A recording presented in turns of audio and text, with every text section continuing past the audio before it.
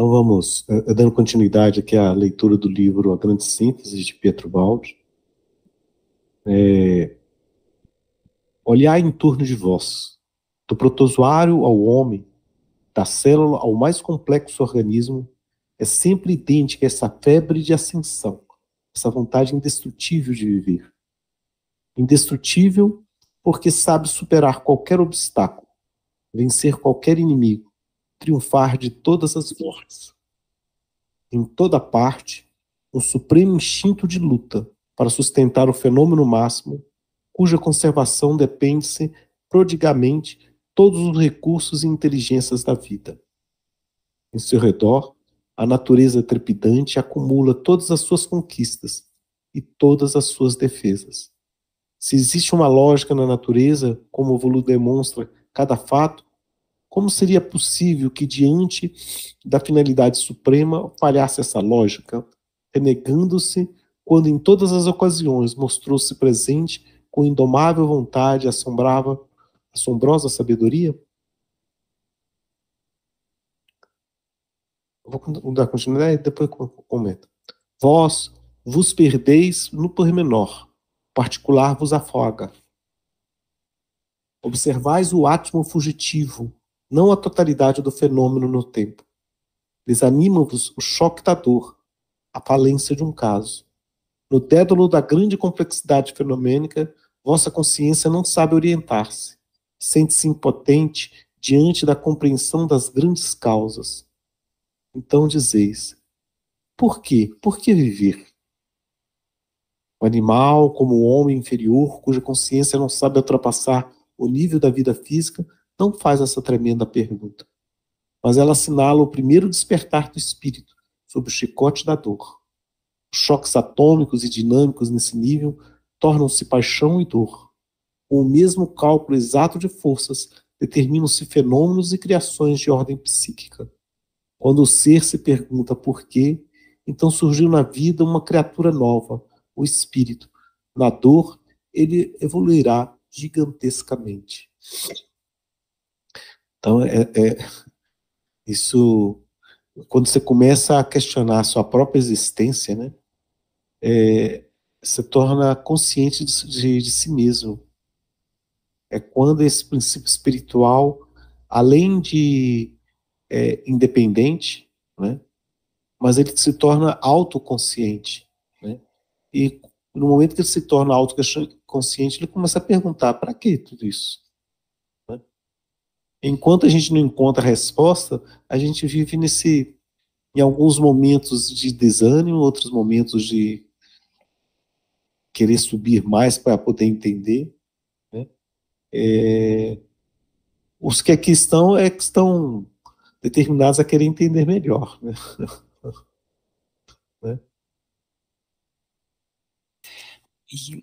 Opa, diz aí.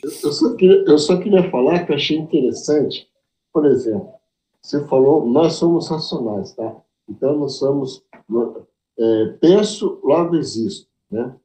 E aí, o que acontece? Ele fala uma coisa bem no início desse parágrafo aí, que eu já li um livro que me foge a cabeça, me foge a lembrança. Por exemplo, tem dois objetos, o A e o B. Nós escolhemos o melhor, vamos supor assim, o A. Isso a gente usa o racional, usa um monte de troço aí que você queira falar. Que está por trás para você tomar decisão, escolher o melhor, que é o A. E o protozoário, como ele falou ali no início? O protozoário escolhe o melhor para ele, ele não sendo racional. Isso é uma inteligência atrás de toda a sua criação, como ele fala aí, entendeu? É só isso que eu queria falar. Não, é isso mesmo. E ele não questiona as coisas. Isso, você falou assim, que escolhe o melhor, né? Me veio aqui à cabeça a história das abelhas, né? Olha que interessante essa história. As abelhas, elas constroem a colmeia delas com buracos, né? Casinhas que pudesse que pudesse compartilhar com casinhas vizinhas. E os únicos jeitos de fazer isso é com o triângulo, com o quadrado e com o hexágono. aquele que gasta menos material para a maior área possível é o hexágono. Então, as abelhas escolheram o hexágono. E quando você vai fechar no final da colmeia, você tem que fechar a casinha deles, né? Se não adianta você fechar chanfrado assim, porque você gasta muito material e não tem ocupação de volume, né? Então, eles ocupam com 2 losangos assim, ó, que se justapõem, e tem um ângulo ótimo em que ele gasta menos material e com maior volume, né? Na época, em 1700 e alguma coisa, né, o cálculo já tinha sido inventado, um matemático se deu conta desse trabalho de calcular qual era o ângulo de inclinação desses 2 losangos.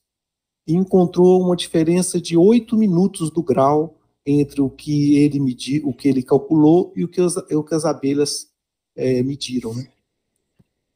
O que as abelhas fazem. Então, as abelhas erraram por 8 minutos do grau, né? Tudo bem. Um outro matemático resolveu refazer a conta do cara e viu que ele errou por conta das tábuas de logaritmo que ele usava. Ele mostrou onde que estava um erro na tábua de logaritmo que o matemático amigo dele fez, e as abelhas estavam certas até a segunda casa decimal lá. Ou seja, elas naturalmente escolhem o que é mais viável, né? Isso é interessante. Isso que você falou aí, Jair. Os animais, eles não pensam, mas o tempo, ele escolhe o que é mais, que é menos, que gasta menos energia, que é o máximo possível. Nós perguntamos, né? Por isso que a gente consegue ir mais além, a gente consegue modificar por muito tempo. As abelhas fazem isso há mais de 10 mil anos, é a mesma coisa. Nós modificamos, né? Porque a gente começa a racionalizar. A natureza segue a lógica, né?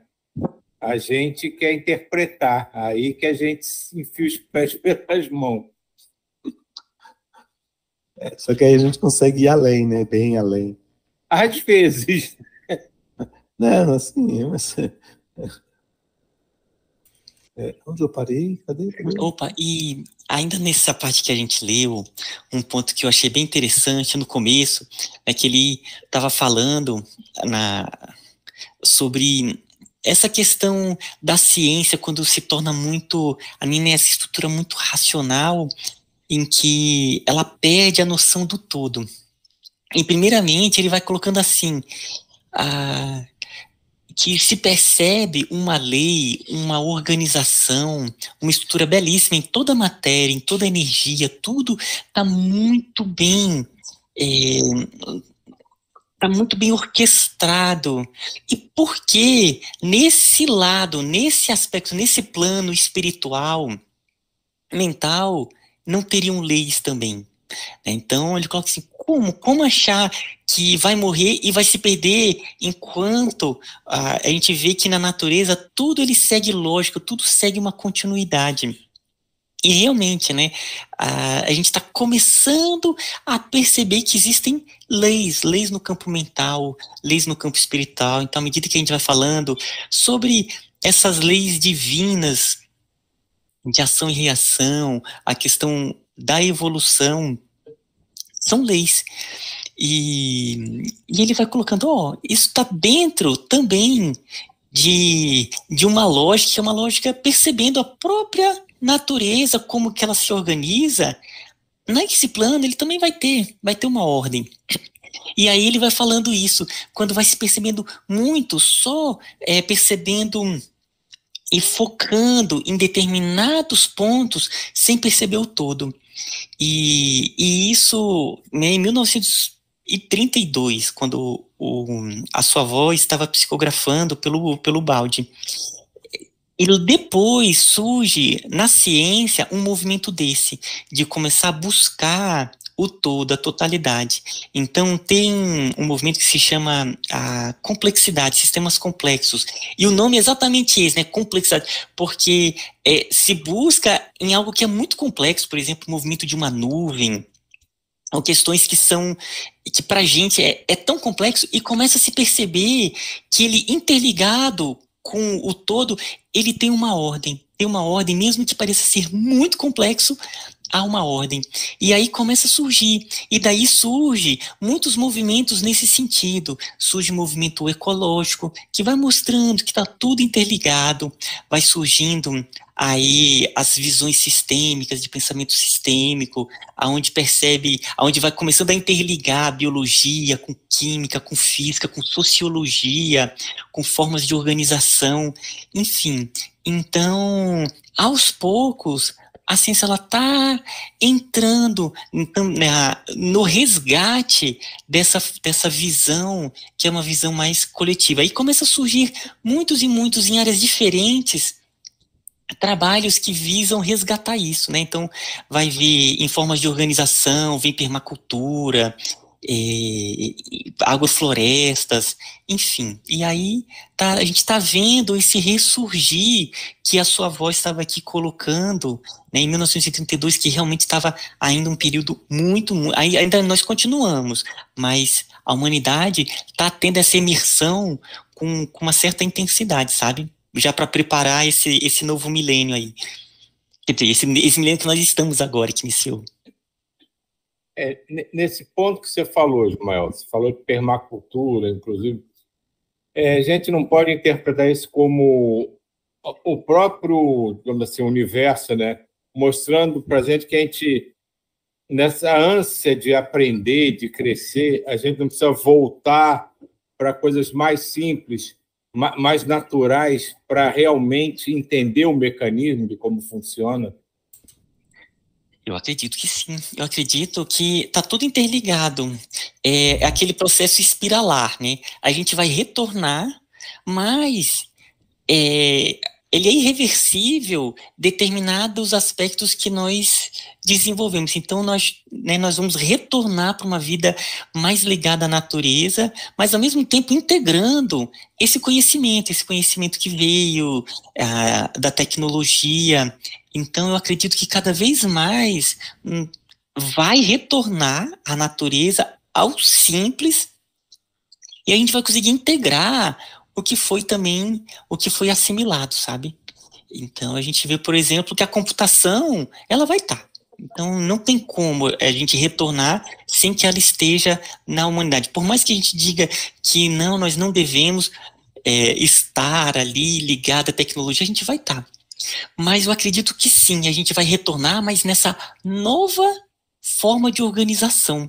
Então, eu vejo assim também, que estamos retornando ao simples, à natureza, a essa integração, a essa maior noção da coletividade. Eu vejo assim também. Agora, bagunçando mais ainda a coisa.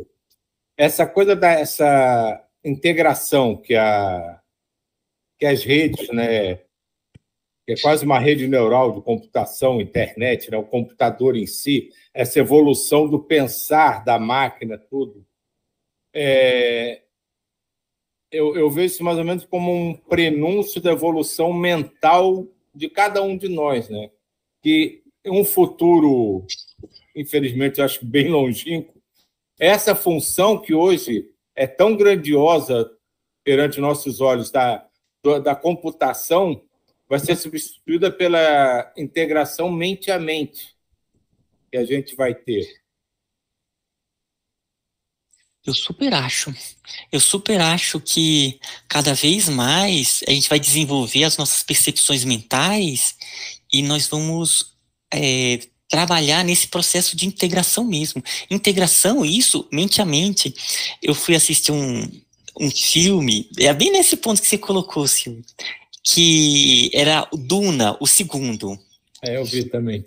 Nossa, eu adorei. Tem uma parte que é descontextualizado, mas me deu uma visão desse aspecto. Teve uma parte assim, que era um grupo diferente, aonde teve uma cena que estavam várias pessoas interligadas numa bola que estava toda...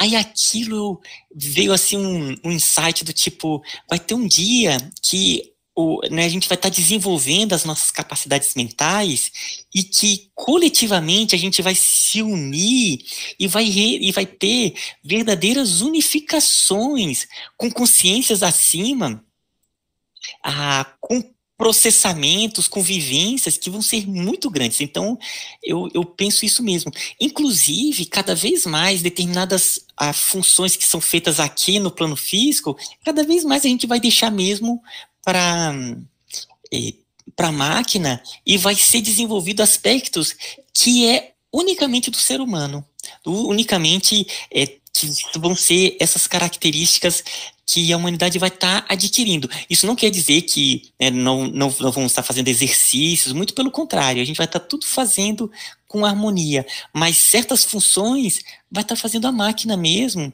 e a gente vai estar desenvolvendo essas outras características. Isso super me toca, sabe? Eu vejo que vai estar seguindo um caminho assim.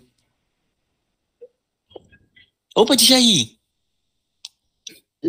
Pegando todo esse gancho, tá? Eu só quero essa visão, mas eu só queria botar uma outra visão.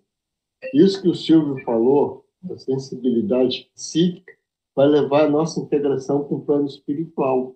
Então, aquilo que nós estávamos comentando da diva ontem, do que da minha terceira geração não vai saber quem será eu, saberá.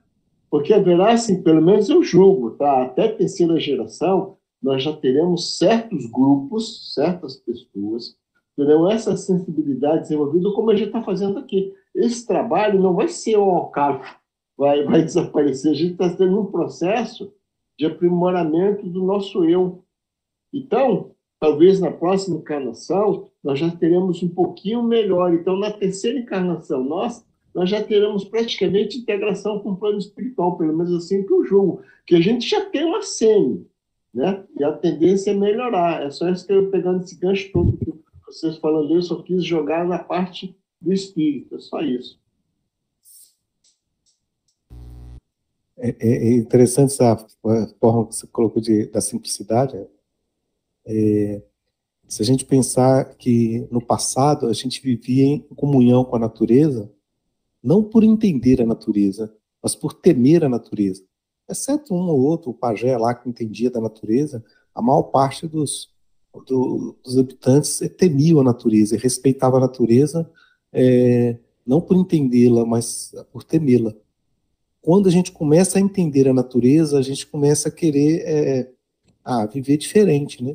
E a gente complica tudo, e agora a gente, ao entender até a complicação, a gente fala, poxa, viver daquele jeito que a gente vivia antes era bacana, só que agora eu vou viver com consciência, né? Eu vou viver por escolha, né? Por escolha e não por imposição, né? da comunidade. Aí eu faço agora por livre e espontânea vontade, e então você vai viver da forma simples, mas tendo todo o conhecimento da tecnologia, usufruindo dela o máximo que você possa, né? Mas eu acho que um retorno é aquele negócio que você fala, né, que o Walsh coloca aqui, que é a espiral, né, em que se retorna num novo patamar. Eu só queria pegar esse gancho aí que me veio à cabeça, uma coisa que eu achei fantástica. Quando eu li, eu não vou me esquecer nunca isso. Caena, que estava na equipe de Miramês, estudaram como é isso. Ela vai em uma árvore, mete a mão e extrai de lá certa substância. Cara, e mesmo o Miramês, que é um ser evoluído, não consegue fazer isso. Então, quer dizer, é muito ampla a coisa. Então, isso que você está falando, dessa integração com a natureza, existe diversos, como a gente sabe, existem diversos graus de integração. Então, a Caena chegou a um nível de integração com essa natureza que ela consegue absorver o essencial daquela árvore. É uma coisa fantástica. Eu estou falando que Miramês, escrevendo um livro, um espírito de alta evolução, não consegue fazer o que ela faz. Então, para você ver a integração que tem com a natureza. E se você for olhar a bibliografia dela, ela totalmente foi integrada à natureza, várias existências ligadas a isso, né? E outra coisa que também queria me falar, que me passou pela cabeça, por exemplo, que eu também li um livro uma vez interessante, acho que já comentei sobre isso, que um espírito ele atingiu a iluminação dele vindo como pajé. Ele veio 13 encarnações como pajé, mas ele já era, desde a época do Egito, ele já era mago, sabe? Mas ele era mago do mal, aquela confusão toda, mas ele já tinha sensibilidade para o plano espiritual, para as coisas do espírito. Então, ele vindo aqui com a humildade do índio, como fala aí a dor, aí em cima fala a dor, a perseguição, isso tudo ele fez com que ele se iluminasse, transformasse e tivesse o conhecimento das ervas. É isso só que eu queria falar. Sobe aí, Ismael.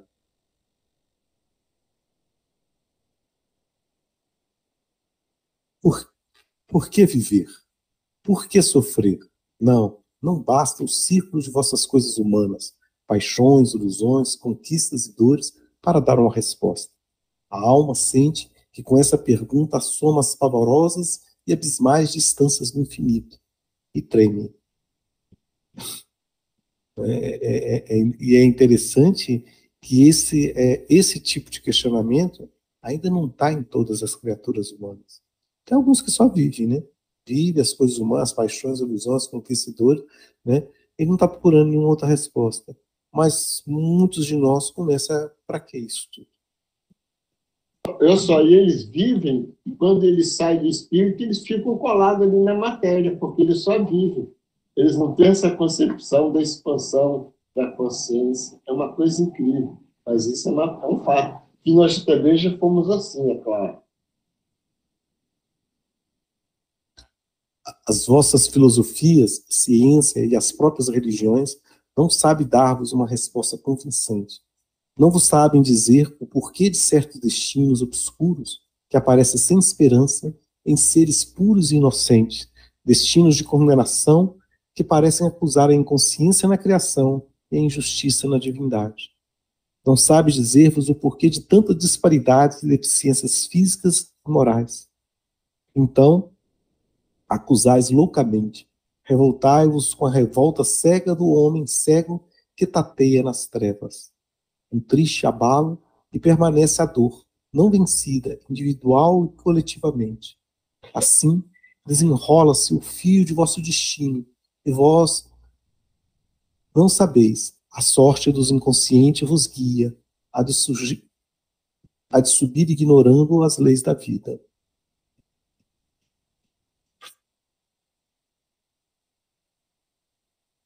Olha que interessante essa última frase, né? A sorte dos inconscientes vos guia, a de subir ignorando as leis da vida. Ainda bem que a gente tem essa sorte dos inconscientes, porque senão a gente teria a idade da pedra, sabe? É uma coisa fantástica. É muito forte essa expressão aí, essa frase. Poxa! E eu gosto de ver essa frase de um ponto de vista de uma organização, de um organismo multidimensional mesmo. Em que sentido?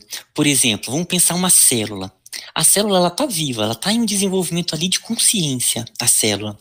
Só que ela está inserida dentro de um organismo que há ali inteligências superiores. Então, a célula está em um tecido que há uma inteligência ali também que está conduzindo toda aquela coletividade. O tecido está em uma consciência de órgão que também conduz, que está nesse organismo aqui.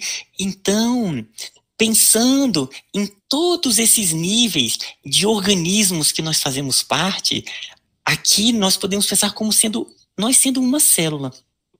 Mas nós estamos ligados, mesmo que a gente não perceba, em um organismo maior que está conduzindo toda essa coletividade. Seria essa sorte dos inconscientes, né? Que está ligado a um maior ainda. Então, é o próprio princípio da lei divina que vai acontecendo em cada plano. Então, nós estamos ligados em uma consciência maior que vai conduzindo todos os seres humanos e toda a história, né? Então, o que for necessário, vai vindo formas diferentes que a gente nem percebe, como uma célula. Ali a célula vai vindo em planos acima, a circulação, trazendo os elementos necessários, né, trazendo o oxigênio, nutrientes, levando água. Ela necessita de determinado aspecto para o desenvolvimento dela, então vai sendo ali conduzido. Se surge algum elemento naquele organismo, esse organismo maior vai criando formas de ser retirado. Então, essa sorte é esses organismos acima que nós estamos ligados, sabe? Então, é uma outra perspectiva também, dentro dessa ideia que ele colocou. Essas últimas linhas, né, que foram lidas, né, são, a gente pode até dizer, o motivo de tanto questionamento religioso e até muitas das bandeiras que os que se dizem ateus levantam, né? Que é tudo o acaso ou consequência de um destino pré-determinado, que Deus não existe. Mas essa sorte dos inconscientes, como você falou da célula, do exemplo da célula, né? Você precisa entender o seu funcionamento intimamente, mas você não precisa entender o funcionamento do corpo como um todo. É nesse ponto, às vezes, que eu me questiono a necessidade de querer saber, de querer interpretar, se não é uma coisa da nossa própria inferioridade. Como a gente sabe muito pouco, a gente acha que tem que saber tudo ou saber cada vez mais. E ele fala aqui isso que não precisa. Ele sutilmente diz que não precisa. E quando ele diz a sorte dos inconscientes, é que você precisa saber direito onde você está inserido naquele universo. Mas você não precisa saber exatamente como funcionam todas as leis do universo. Porque é exatamente o que o Ismael falou, eles vão se interligando, cada um com a sua própria característica, e vai fazendo o todo funcionar. E nunca uma célula vai entender por que a célula neurológica funciona assim, porque o fígado faz daquele jeito, porque o dedo do pé faz daquele outro. Não existe, na verdade, essa necessidade de você aprender tudo, de você saber tudo. A coisa vai interagindo, aí a gente volta da coisa da naturalidade, vai interagindo naturalmente e vai acontecendo. Então, isso às vezes me chama a atenção desse ponto de vista que eu estou levantando, essa necessidade, essa ânsia que a gente tem de entender tudo, vem da nossa própria ignorância, que a gente pensa, por entender pouco, que a gente precisa, para fazer melhor, entender mais. E talvez não. A gente só precisa entender o mínimo que a gente já vivencia.